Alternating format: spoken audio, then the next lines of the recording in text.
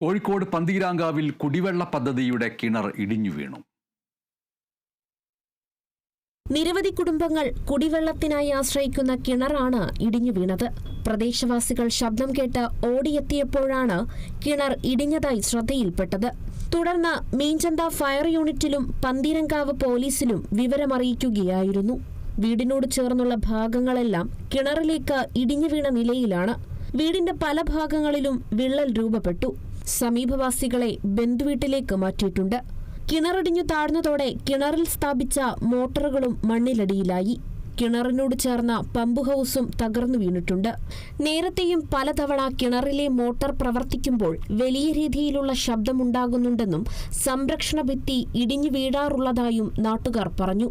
പ്രശ്നം കുടിവെള്ള പദ്ധതി നടത്തിപ്പുകാരെ വിവരമറിയിച്ചുവെങ്കിലും യാതൊരു നടപടിയും സ്വീകരിച്ചില്ല എന്ന് നാട്ടുകാർ ആരോപിച്ചു. ഇടിഞ്ഞു വീണ കിണറിനോട് ചേർന്ന് ഒളവണ്ണ MG നഗറിലേക്കുള്ള റോഡ് സ്ഥിതി ചെയ്യുന്നുണ്ട്. അപകട സാധ്യത കണക്കിലെടുത്ത് പന്തീരങ്കാവ് പോലീസ് ഇതുവഴിയുള്ള ഗതാഗതം പൂർണ്ണമായും നിരോധിച്ചിട്ടുണ്ട്. Kerala vision news, Kozhikode.